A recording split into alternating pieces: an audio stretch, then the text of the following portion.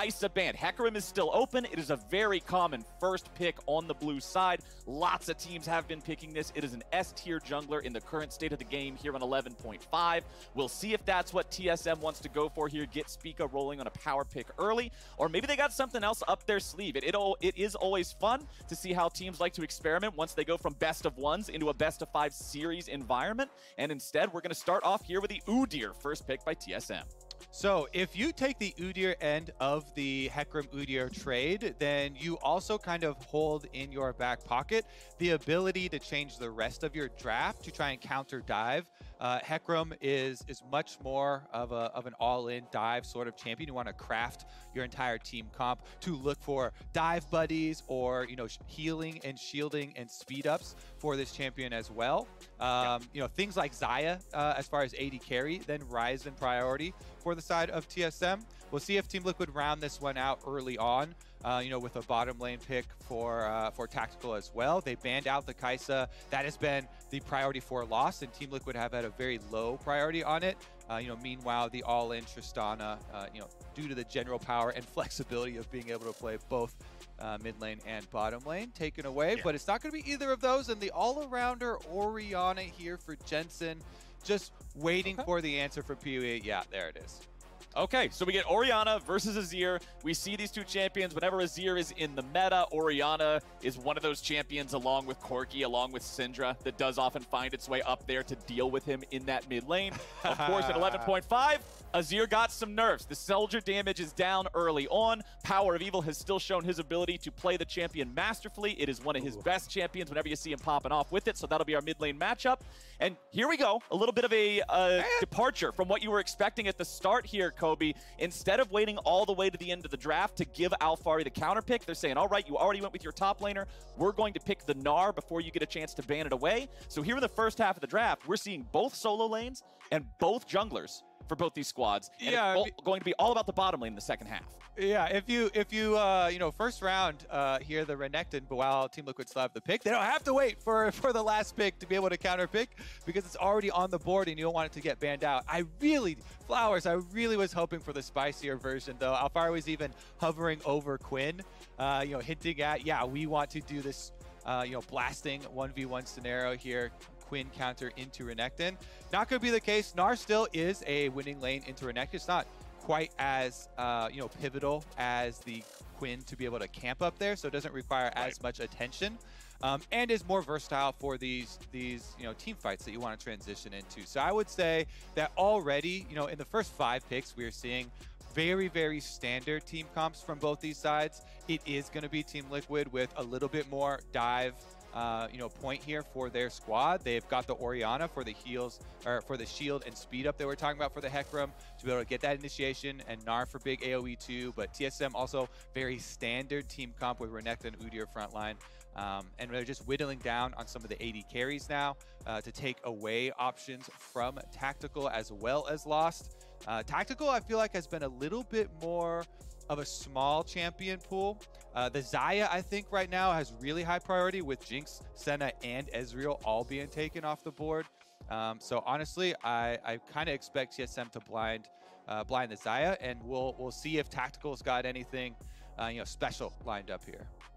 Well, they pick up the Thresh on the side of Team Liquid. I really do like this choice. Thresh very effective at controlling enemy melee champions. They already see the Udyr. They already see the Renekton that want to dive in here and try to take Jensen and Tactical out of the picture. So CoreJJ says it doesn't matter what you're running there in the bottom lane.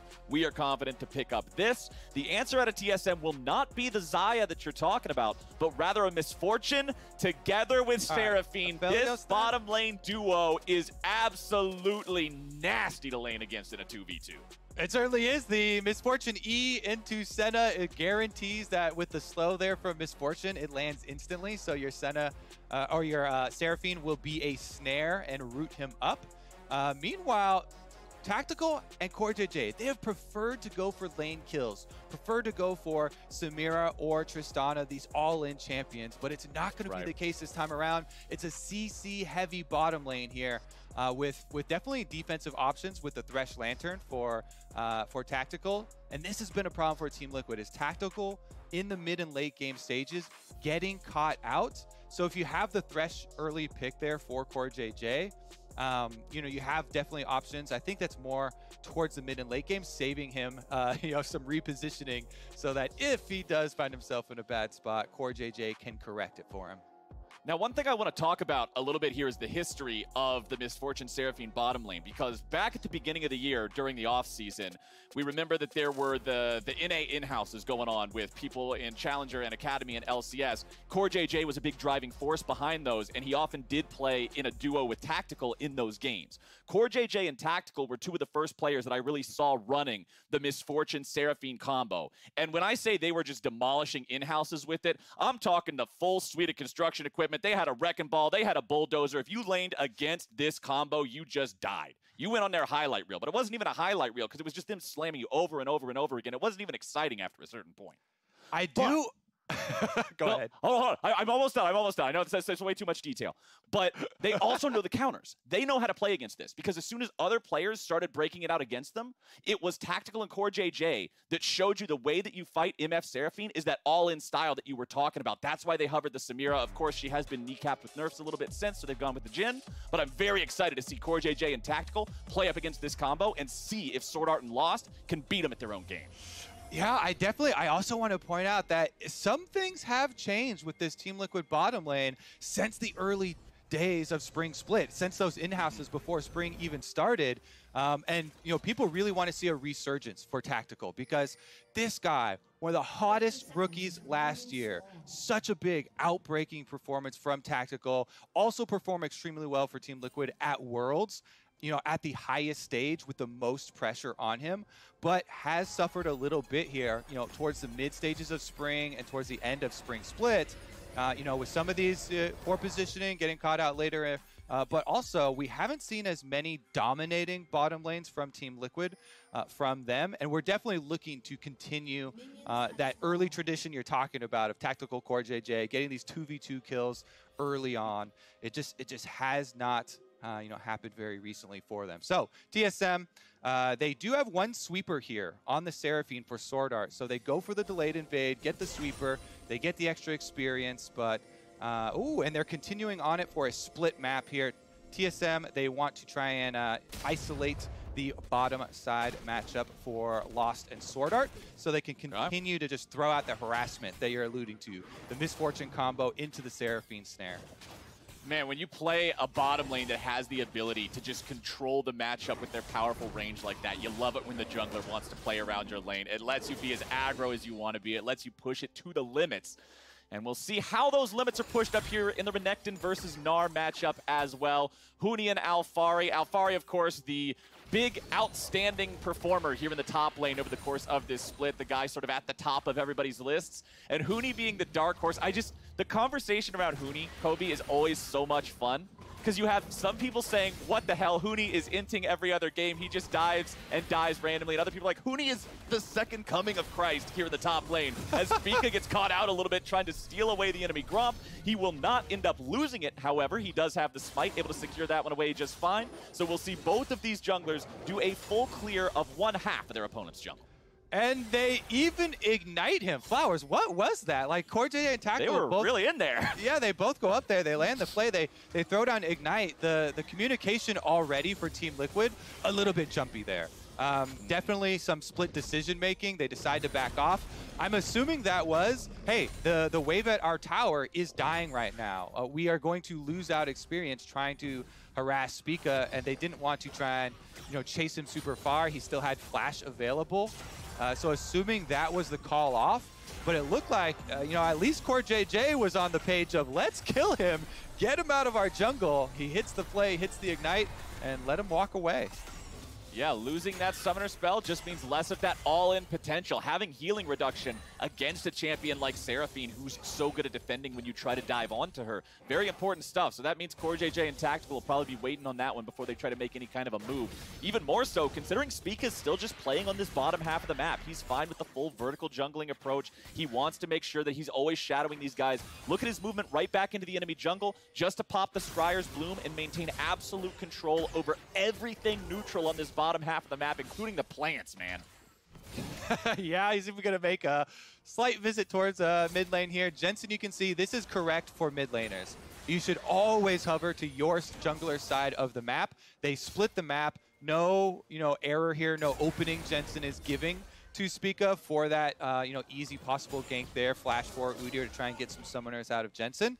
He easily just hovers to the top side of the map. He knows he has Santorin there.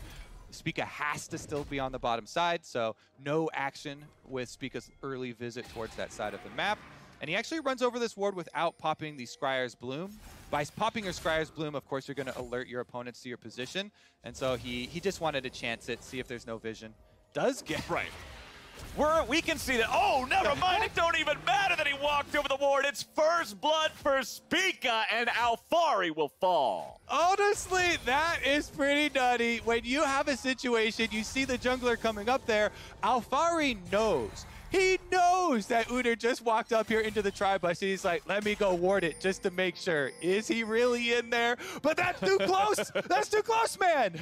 You run towards the brush with the Udyr in it, right around the corner, honestly. I think he just underestimated the speed. He was expecting Spica to just be in the brush rather than running up to the corner. Outside of Fog of War on that little corner, couldn't see Spica, run straight into the bear slap, and that's first blood. There's a reason that the copy pasta isn't walk stun job done. The boy is fast. And Spica gets there in time to grab that first blood. Look at the first purchase too. The Ionian Boots of Lucidity are such a popular choice for champions like this on the first back if you can afford them. When movement speed is the entirety of what your champion does, getting it early and getting it often helps so much. Certainly does. Honestly, too, Lucidity Boots is a great rush for almost every jungler in the meta right now. Because you don't have to build into your jungle item with the preseason changes, so many people have given over to rushing for that early move speed. Your move speed actually helps your clear speed as a jungler, because a lot of the time is transitioning between these camps, running to them faster, and the cooldown reduction is actually so valuable. It reduces the cooldown on your early smites. You want to be able to transform your smite into your blue smite for your extra slow. You see now for Spica, still has 2 more to go to be able to get that transformation. Santorin's actually here at level 6, a little bit of an experience lead because of the extra deviation towards topside. Both junglers are hanging out up here. One important thing to note, though, Santorin with that ulti, and Spica, even if he was level 6, remember, it's just not as big of a deal for Udyr as it is for everybody else. So they must respect the power of the onslaught of shadows here from Santorin. PowerOfEvil is also hanging around this area, but with Spica having already claimed the Scuttle Crab for himself, there's not much left for Santorin to pursue here until CoreJJ paths his way towards the top lane, and they might just have enough manpower to make this one work. Now, Santorin will clear out this control ward without CoreJJ showing himself here just yet. Just in case Spica wants to come over that wall and fight him here, he'll accidentally jump into a bad fight. And now you can see the vision. They recognize CoreJJ is there. Pings coming out from TSM into the tri-brush, saying this could be a bit of an iffy fight. But now you've got SwordArt having rotated up here as well. The numbers should be even once again. 80 carries left on their own to farm. SwordArt walking up the river. Spica's still waiting. Huni's down to about half HP. Alphari's walking away, and TSM's coming in to make the moves. A TP shows up, and Santorin tries for the play onto the top laner, but it will not work. Flash out. We'll see if PowerOfEvil's able to make something happen here. CoreJJ with a flash away, and PowerOfEvil expends both summoner spells, but they will not get anything. What is this, a game of snakes and ladders? We got Blast Cone popping everybody over different walls. PoE does get hooked, but Jensen very low on mana, so he doesn't even use the Shockwave. Just uses the W combination there for a little bit of damage. Flowers, we've got multiple people trying to set up with some sneaky Blast Cone plays. In the end, no blood is drawn, but so many flashes burn. PoE now is a vulnerable Azir in the mid lane, so maybe some renewed focus from Team Liquid there. I will say, though, already with that first blood that Spica was able to get so easily on Alphari and being able to return to the top side for your early Rift Herald, this is completely counter to so many games that we saw in the regular split, where TSM got behind in the early game. This is guaranteed advantage for TSM early game. First blood money, Rift Herald is an advantage trade, just considering a dragon. Even if you had to give up first Drake, it's not worth nearly as much as the priority of your jungler picking up solo Rift Herald there. You can get extra turret plate money. You can snowball off of extra tower damage as well. So TSM already starting this series out you know, countering a lot of the expectations that people had. Well, we're not seeing a super early first Drake here, but right as the clock hits 9 minutes, it's Team Liquid rotating their bottom lane over to Santorin to help him take this one. We don't see anyone from TSM in the area. They're not too concerned about it, so that should be a free Drake for the side of TL here. One last Q and auto attack means Santorin picks it up. So TL's on the board with that, and we will be keeping an eye on Spica, who still has a little bit over 3 of the 4 minutes remaining on that Rift Herald. Where and when he summons it, of course, if they just get the 2 plates or if they end up getting even more than that out of proper usage of it.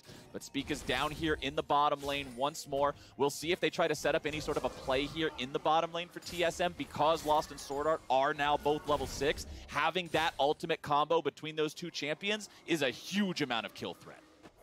Yeah, that combination can CC you, lock you up for a full kill. I will say, again, with even the dragon being traded over, 9 out of 10 junglers will all take the Rift Herald as long as you don't have to spend extra resources in favor of the first dragon, because that instant power can do so much in snowballing. And with TSM here, with the Renekton into Gnar on top side matchup for Huni, he's actually done quite well for himself with the early stages, considering the map was jungle split against him, and Santorin had full priority on top side for the early stages. You see Alphari still trying to get some more harassment. He did go for the call, so he's got a little bit of extra gold cash in coming later, in addition to his small CS lead. But since then, TSM have been defending this position on top side very, very frequently with Spica, as well as constant roams from SwordArt. And Spica does get the stun on to Santorin.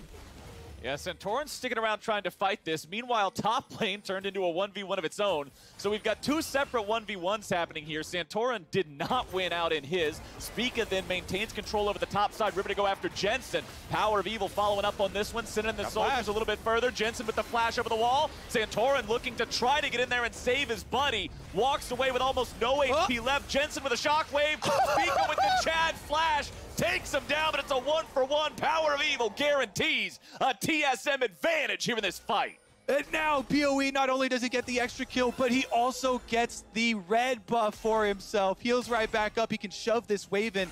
That will allow him a very nice reset. He does not have teleport. Jensen does, so Jensen was in a position to be able to make, counterplay on top side, or even just teleport for extra wave priority, for extra tempo. But with this chase down in mid lane, now PowerOfEvil actually has to escape. PowerOfEvil trying to dash away. Good interrupt there with the Flay coming out from Core. Trying to see if they can lock him down long enough to get the damage here, but a good sidestep away from death sentence means PowerOfEvil lives to see another day.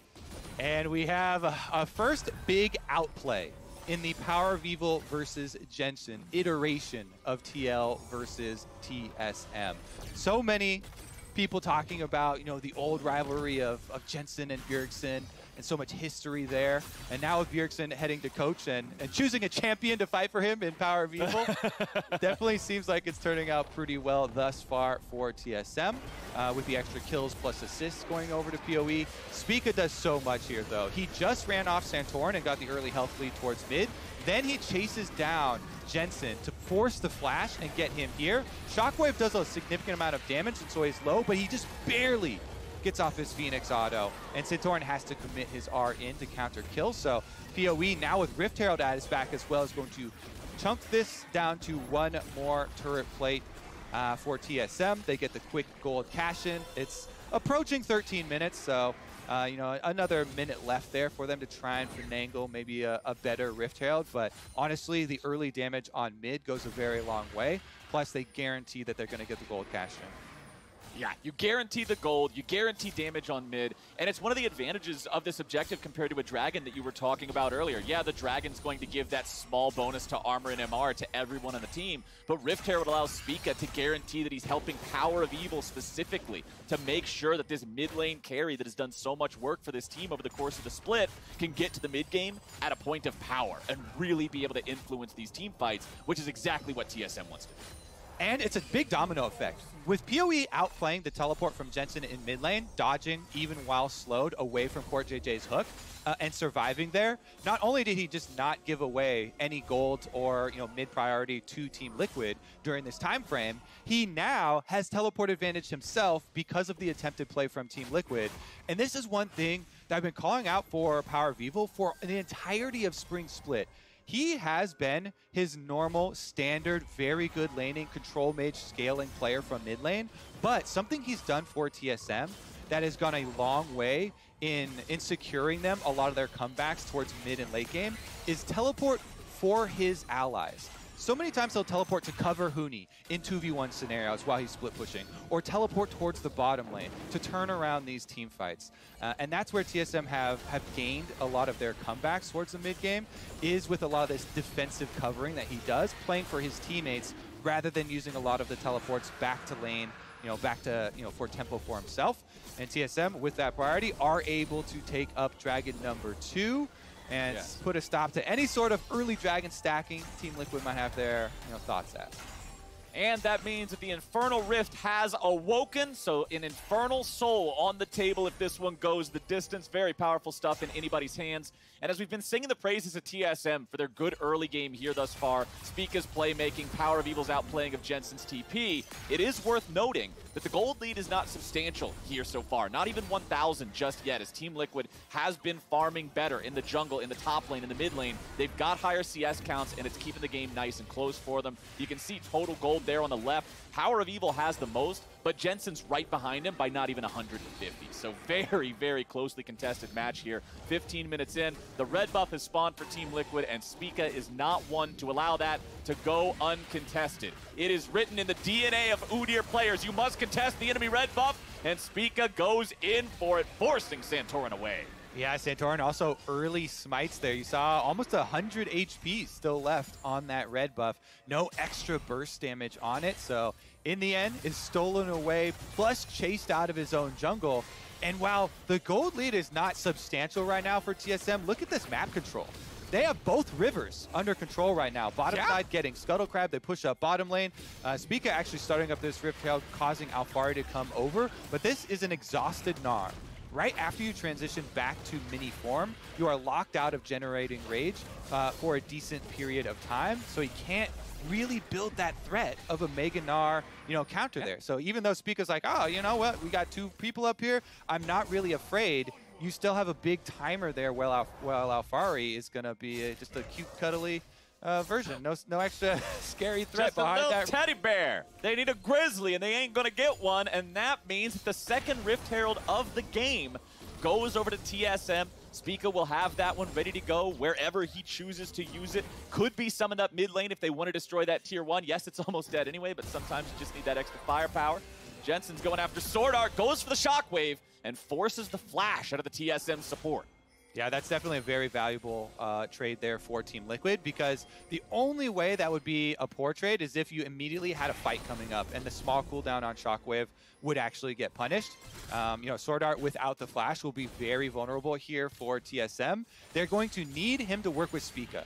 As soon as you're a support, a range support enchanter like that, and you get your flash blown, you cannot go contest vision in any of these risky situations by yourself. No. You have to link up with your jungler. You have to hold hands, and you see already they're doing immediately that. Spica leading the way for him to get some of the deeper vision and more dangerous job done.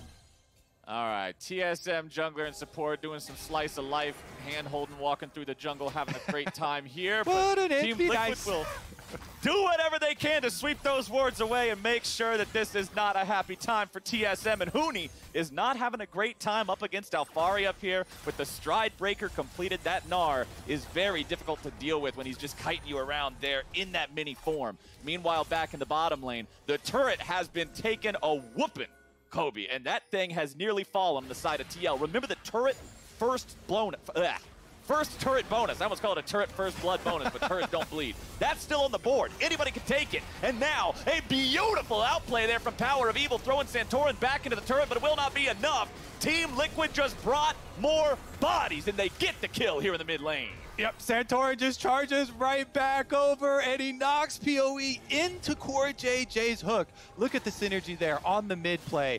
And it's actually Team Liquid now retaking control off of a pivotal kill here, picking off the Azir. You lose your wave clear. Now it's just 2 melee champions trying to clear it out. And then CoreJJ doing what Thresh does as Huni slices forward. He immediately takes care of him with the death sentence into the play, flashes away just to guarantee he doesn't give away a free kill. And then Team Liquid will continue the push here in the mid lane, but it is TSM who take the first turret of the game. They're in bottom lane. I love how hotly contested this first game of the series is, Captain Flowers. Yes. Huni actually goes in for the trade, and we'll take another look at the play here from Santorin, who was able to ultimate in, then immediately had gotten off his devastating charge and knocks him back into CoreJJ's hook with the fear proc going off. Team Liquid, they have still been counterpunching TSM, gaining some extra demolish procs here for Alphari on the top side. That's probably going to be enough for him to stick around and finish up this turret. So Team Liquid should be able to answer 1-for-1 in early turret gold, and that will push them 100 gold, a whopping 100 gold here, right back over into the lead until TSM retake it with the mid tower. And meanwhile, Spica does force the blue buff onto Santorin with the smite fight, though he does not steal it away. Alrighty, goodbye, Mr. Dragon. That one goes over to TSM here yet again. So over the 5 neutral objectives that have spawned so far in this game, 3 Drakes and 2 Rift Heralds, 4 of those have gone over to TSM. Thanks to their control over the neutral territory, thanks to their control over both parts of this river, as you mentioned earlier. So good signs for TSM here early on. SwordArt is nearby, helping out Spica as they try to catch Alphari a little bit, but he can get himself away, and TSM will not pursue this any further. Instead, regrouping around the mid lane to make sure they're able to defend this tier 1 turret. Shelly has been summoned up, unfortunately, right here because she was about to run out. You got to summon her eventually, but it looks like this will be a Rift Herald that does not get a whole lot of work done. Spica's going forward.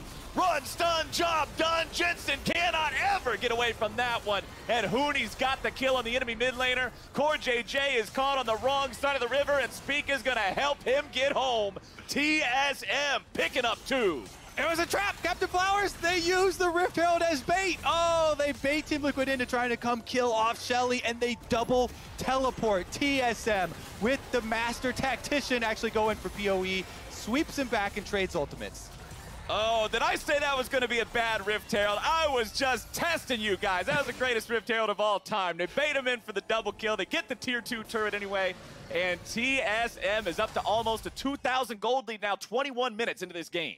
Captain Flowers, it's time for review. Everybody was looking at 2 things to be solved for both teams in this matchup.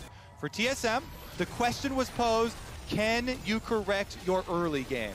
And already in game number 1, they have shown it to be true. Look at this Rift Herald double teleport play. That ward deep in mid lane on the wave, I believe was earlier placed by SwordArt himself.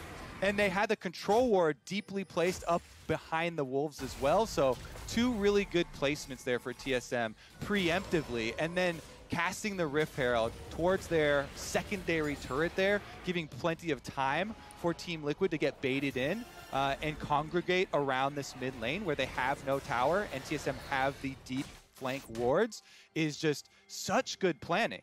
Back to our review though, problem number 1 for TSM, it was solved, Captain Flowers. Mid-game as a problem, not showing up here for TSM in game number 1.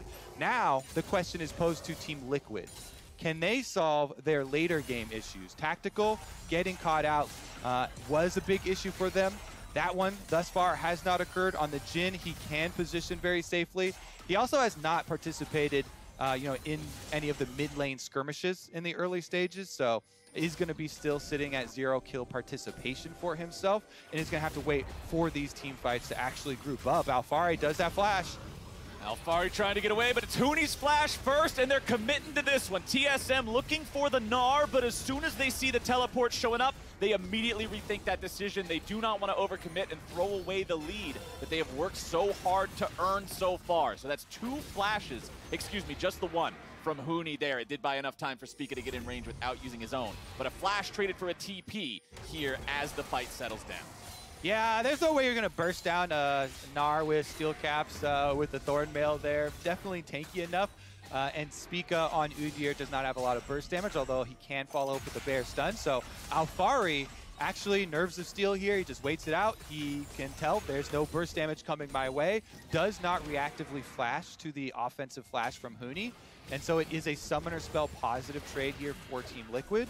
That being said, the side lane control actually might be a point where Team Liquid turn this one back in their favor. Alphari's also got teleport advantage over Huni, and he's got his Gnar Rage Bard in a decent position. So the step that Team Liquid need to take is to play some deeper wards themselves so that they could also have a timely arrival of Alphari from the side wave.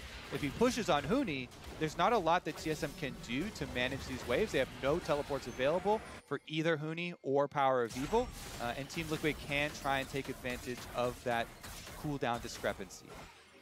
It's up to Team Liquid to outplay in a macro sense, as TSM have been outplaying them in individual engagements, and that next engagement should come up here in under 30 seconds, Kobe, because that's the amount of time we got left until the next Drake spawns. If TSM get it, they move on to Soul Point, and that means TL has to come and contest every Drake for the rest of the game or give away that very powerful Infernal Soul.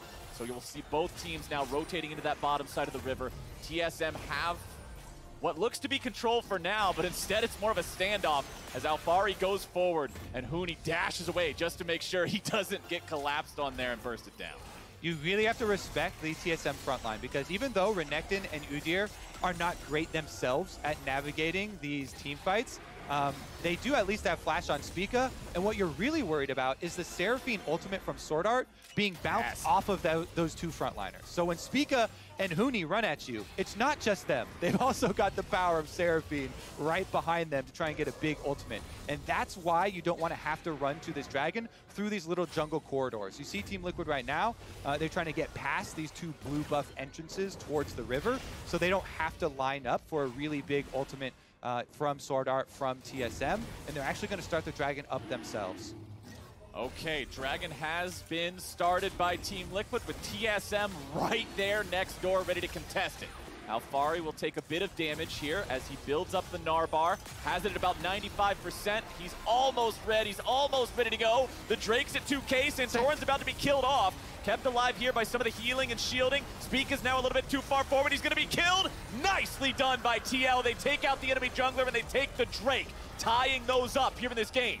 Curtain call fired off. Fourth shot's not going to find the mark, but Alphari's moved forward and Huni's been found. Shockwave onto 2 with Alphari being kept alive here for the shielding. Santorin can't do much. PowerOfEvil does a lot. Huge ulti into the Team Liquid lines. TSM is turning around the fight, and they are killing everybody left, right, and center. CoreJJ's running away, trying to find some way out of this one, but lost in hot pursuit. It doesn't matter if you got the blast cone, buddy. You're stuck between turrets and a misfortune. Just pick how you want to die.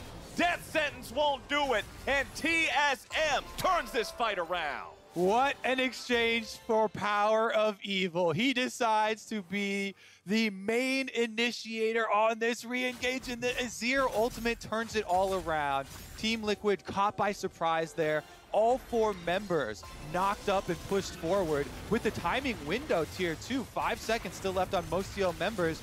They do have double teleports they can try and use to contest this Baron. Let's see if Alphari is going to be enough to dissuade them from it. Well, Alphari stands alone for a little while. Jensen's finally walking all the way over here, but look at Baron.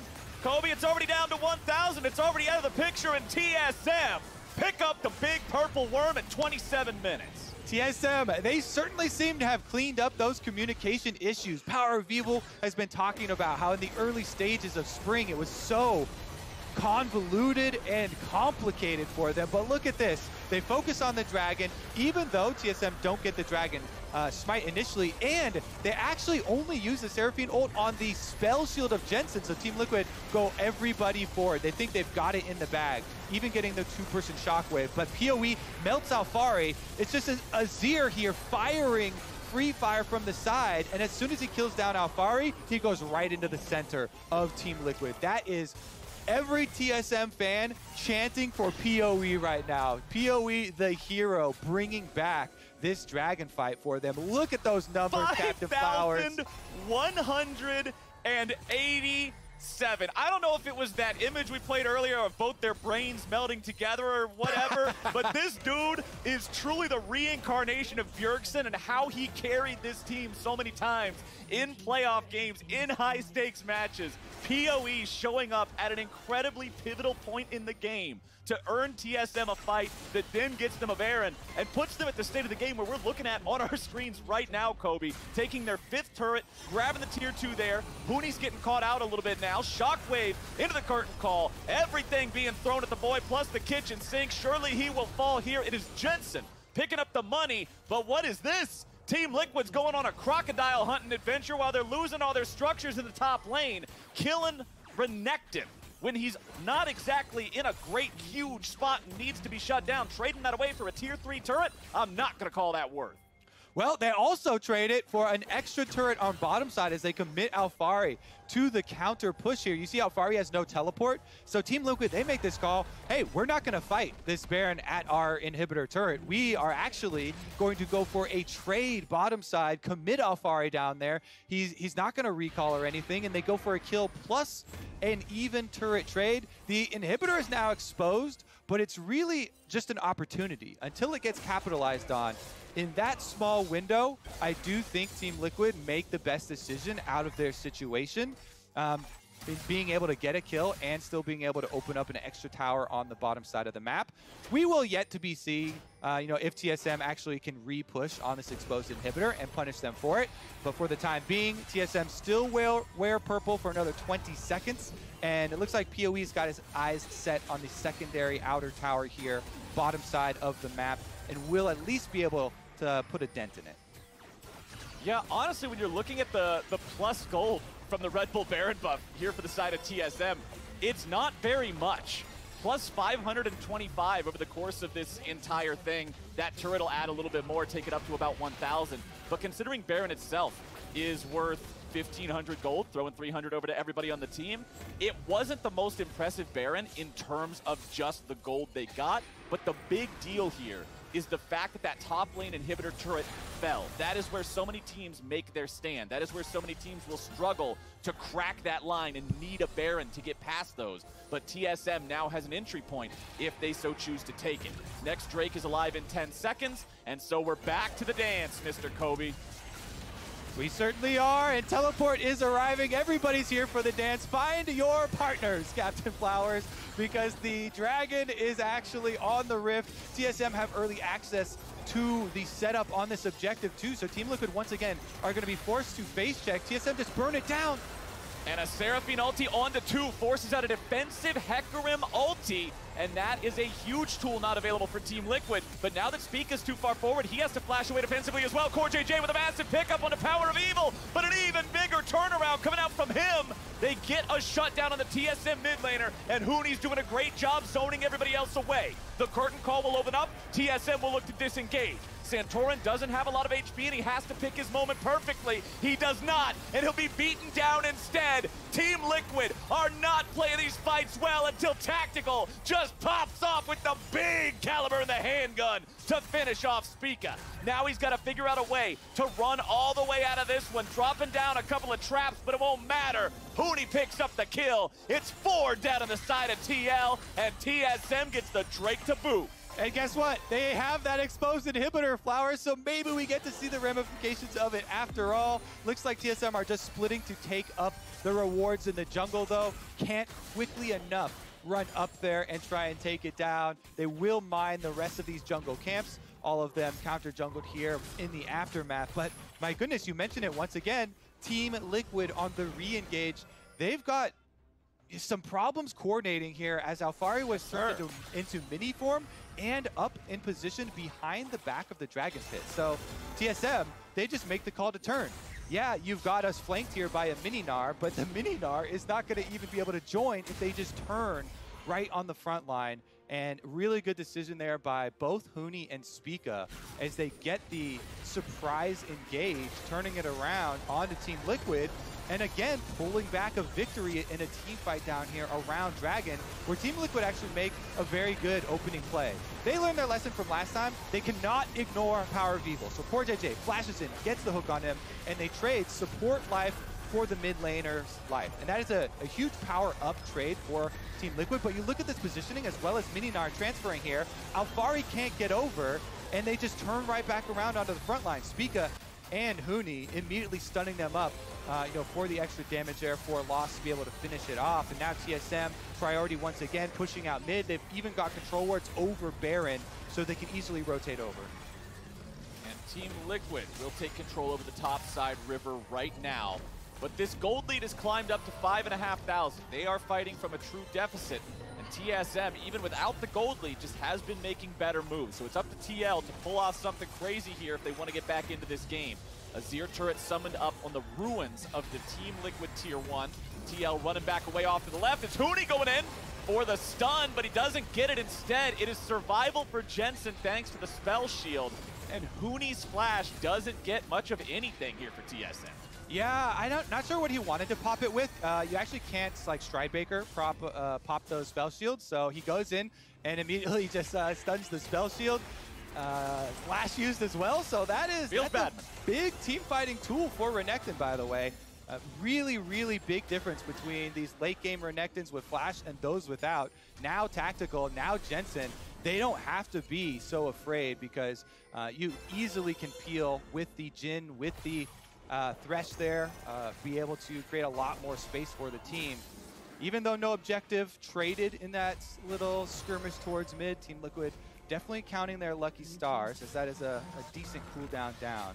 I will say, though, with this extra vision control that TSM have kept over Baron, they can just return to this site and try and bait in Team Liquid again. There's only 1 minute left on this dragon. So if TSM are able to push out both bottom and mid lane for themselves, an easy transition over towards the next Infernal Dragon, threatening that Infernal Soul, can be the third way that they actually bait Team Liquid into running through some of these corridors, lining up for a Sraphine ultimate, and into a difficult dragon fight for them to take. Plus, they just had a big power spike. TSM have completed the death cap on PowerOfEvil. This inventory is so ready for a fight, Flowers. He's got the stopwatch in his extra slot, and 4-item power spike Azir, level 18 PowerOfEvil on Azir.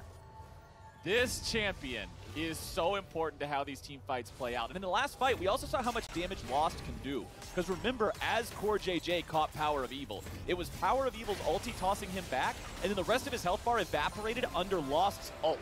Wasn't really anything else, just the ult. The power of this misfortune on 5.5 items too just cannot be underestimated. TSM is now using the lead that they have with the 3-2 Drake advantage to go over to Baron and start that up. They say, if you want the Drake, you can have it, but we're taking this. And Baron's already down to half HP. TSM staying grouped up around the pit, disengaging away from the objective. It's Huni who's jumped on first here with the damage. PowerOfEvil looking to disengage away from Alphari. Both top laners have lost some HP with a big bullet time coming out. Santorin being stuck a little bit with a wombo combo showing up from TL. 1 for 1 so far. Lost dominating now, his 6th kill of the game, taking out Santorin. But considering PowerOfEvil was the trade, that is not what TSM was looking for. Team Liquid walking away from the Baron now, heading back down towards mid. They've got to be careful. They don't want to fully disengage from this because there's so much damage potential on TSM. They could just go right back into the Baron. Yes, they will. They're not afraid. They are forcing Team Liquid to answer this. They can see, look, Tactical's got to walk all the way back up through mid. He was going down there to take the Drake as the one-man crew that you do like normal. But no, sir, it's not happening now. They're looking for a little bit more. CoreJJ not going to grab the hook here. TSM coming in for the engage. That would have been a great time to have a Renekton flash. And Alphari goes forward. The shutdown over to Tactical. Could this be the throw from TSM as TL go for the Baron? Oh my goodness, Flowers, they do jump back on Baron, but you have to ask, PoE is down. The strongest member here on TSM, late game Azir, with full items and inventory with the extra stopwatch for the team fight. There's no Azir here, so Team Liquid are happy to turn right back around. They actually take down this Baron while TSM are trying to go for the Dragon. Smite is here for TL, though. Santorin could just steal it. They're going in and they got it. Stolen away by by Team Liquid. Baron plus a Drake. They are getting everything done, coming right back into the game right now. PowerOfEvil nearly caught out. Onslaught of Shadows over the wall, but it won't find the target here in time. Huni is mad, and the boy's got his ulti to prove it. CoreJJ coming around from the side. Huni stepping out of the way, but Huni's stuck, and he's farmed up just like the Krugs whose house he was chilling in. It's Team Liquid picking up another one, and TSM are 4v5 for the next 50 seconds. It's time for playoffs to get wild, Captain Flowers. TSM back-to-back fight throws at the Baron, but now the recall goes off, and Team Liquid have to run. Spica going in for the flash onto Alphari. Doesn't have enough damage to go all the way in and must retreat before he's killed. Another flash not doing what it needs to here for TSM, and honestly, these last 5 minutes have been such a change in the momentum of the first 30. What a reversal of fates for Team Liquid. They win 2 consecutive team fights on this Baron and then still are able to get their jungler down to the Dragon. Even though TSM pull off the Dragon, Huni and PoE stop DPSing it. Santorin and Jensen combined with the Shockwave, they just burst it down and are even able to chase PoE out, force his flash here on the retreat.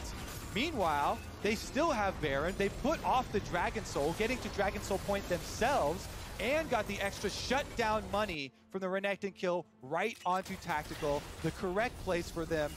This is now a full item build Jhin, Tactical late game, and Team Liquid are actually turning this one completely on its head. It is TSM with early game lead, but late game throw, late game out macro by Team Liquid. This is a banger of a game to start off a best of 5, my friend. TSM, their lead one time at almost 6,000 gold, 59.48. There it is on your screen right now, their highest lead at any point this game. Just shy of 6K, and it's down to 1,000 now. A 5,000 gold swing over the course of the past couple of minutes. Still, that Red Bull Baron is around for another 40 seconds. TL are already at plus 3,300 on that play. They'll grab a little bit more up here. Nobody from TSM is coming to defend this turn. 12-10. That wasn't a typo. That's just a crit from the 4th shot of Tactical here on the Jhin. 6 items. Infinity Edge, Gale Force, Collector, that 4th thing, and Rapid Fire Cannon. All of those items have crit on them. That's 100% crit here in the Jhin. Lord Dominic's regards are coming towards TSM as well now. Tactical just opening up to allow this super... ooh, that actually hit that thing has execute damage, by the way. It did half his health at full HP. If he was at 2/3 health, that just kills him. Alphari's going in now, looking to put in a little bit of extra damage. He's being careful enough to not get punished here by Huni. Huni is only at 2/3 HP though. TL moving into the enemy base, taking down the inhibitor, and the first inhib of the game. Despite TSM opening up the Team Liquid base a while back, it's TL 41 minutes into this game taking the first inhib. All right, well, we're going to have a reset there from Team Liquid, which sitting pretty here with their control over the map, taking out some of these jungle camps on the way out. And so we have time to go back to what got us here, Flowers. These Baron decisions from TSM. They've got the soul point up, and the Dragon is actually alive over on the other half of the map. But if you go and start up Baron in those situations, Team Liquid doesn't have to send anybody over to this Dragon. You're kind of banking on the fact that they will actually want to trade, stopping your soul for allowing you some extra time on Baron. Team Liquid don't take that trade though, so there's no reason for them. They actually just go contest this Baron, and Baron will do more damage and is more of a threat to you, than the single Dragon. The Shockwave actually used... Oh, he wasn't running, he wasn't walking, that boy wasn't going nowhere. Spica is just removed from the field of play, and he will respawn about 8 seconds before the Drake is live. With both teams at 3-3, this is soul no matter what. And Team Liquid, they actually decide to pull the trigger there on the Shockwave. Jensen lets it rip, and they kill the front line. Everybody kind of standing around there. How much damage is it going to take off this CoreJJ hook and this pick? And turns out, Lord Dominic does send his regards. Tactical was able to put in enough damage, and the Shockwave is able to CC him long enough. They actually just melt the front line. No problem there for Team Liquid. Okay, TL still trying to stay together here as TSM goes in, looking for some damage. Huni's out here pressuring into the back line. A nice Sraphine ulti onto 3, but it will not provide them the kill. They're going for the shots here. A couple more going through. Huni's still alive. Holy cow! 1,269 damage. Sraphine Sraphine's tour is canceled, and Team Liquid are marching into the enemy base, but PowerOfEvil is going in. There is no miracle happening today. TSM will not hold the line against this. A deadly flourish here at the very end. CoreJJ's gone fishing, and Team Liquid caught the Bud Light ace. An incredible turnaround based off of the first half of this game. Team Liquid bring it back, and they'll take game one of the series. What an opener to playoffs, Captain Flowers. We are starting out with such a contentious matchup here. Team Liquid correcting all of this early game in one fell swoop. Look at these smiles on their faces. Starting out with a dub with how shaky that opener was for them against TSM. You know, TSM getting the early first blood, getting that Rift Herald money, and able to snowball through most of this game, getting into position where they have Soul Point and Baron, the last really big decision. And yet, they actually start up the more dangerous objective, the Baron. They get fought off it in a very close matchup and return to the Baron for 2 consecutive failed fights at this Baron. PowerOfEvil was taken out in the first one, so they didn't have the Azir to rely on, and Team Liquid are able to pry opening a win off that one mistake. That was definitely one of those games that you don't know how it's going to end until that final team fight expires. What a way to start this best of 5 here. But it's time for us to take a break now with the first point on the board. Once we're back, the State Farm